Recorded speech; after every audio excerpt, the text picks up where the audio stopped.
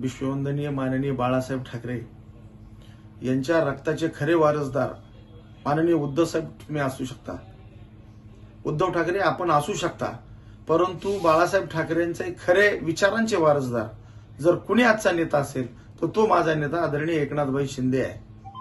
हे वेळोवेळी सिद्ध झालेलं आहे, वेळोवेळी महाराष्ट्रानं बघितलेलं आहे.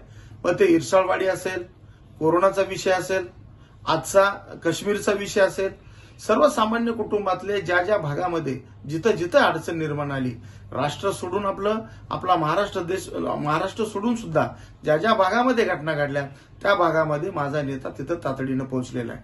हे बाळासाहेब ठाकरेंना अपेक्षित होतं. बाळासाहेब ठाकरेंना अपेक्षित असणारा हा खरा विचार आहे. देव, देश आणि धर्मासाठी निर्माण झालेली ही संघटना नंतर पक्षात रूपांतर झालेली ही संघटना जर चालवायची असेल तर त्याला खमक्या आणि हिमतीचा माणूस लागतो, आणि ते गुण आपल्यामध्ये नाहीये. ते गुण फक्त एकनाथभाई शिंदेमध्ये आहेत.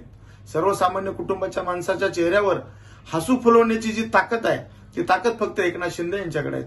सर्वसामान्य कार्यकर्ता, शिवसैनिक असेल, महिला आघाडी असेल, युवा सेना असेल, किंबहुना इथल्या कुठल्याही शेतकऱ्यांच्या प्रश्नाच्या संबंधाने प्रामाणिकपणे विचार करणारा एकमेव नेता जर कोणी असेल तो एकनाथभाई शिंदे आहे. आणि बाळासाहेब ठाकरेंच्या विचारांना हेच अपेक्षित होतं. म्हणूनच महाराष्ट्र नव्हे, महाराष्ट्राच्या बाहेरही एकनाथ शिंदे साहेबांना डोक्यावर घेतलं जातं. ही वस्तुस्थिती आहे.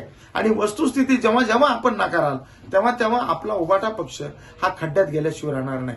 आपण विनाकारण वेगवेगळ्या वावड्या उठवणे, वेगवेगळ्या पद्धतीने एकनाथभाई शिंदेंना कसं बदनाम करता येईल याच्यासाठी आपला जो जोर चालू आहे तो जोर माननीय आदरणीय वंदनीय बाळासाहेब ठाकरेंच्या विचाराकडे जर आपण लक्ष देऊन तर तो विचार या महाराष्ट्रामध्ये पेरण्याचा, या देशामध्ये पेरण्याचा जर प्रामाणिकपणे आपण काम केलं तर मला वाटतं येणाऱ्या काळामध्ये आपल्याला सद्बुद्धी आवश्यक मिळू शकते. परंतु ते आपण करू शकत नाहीत.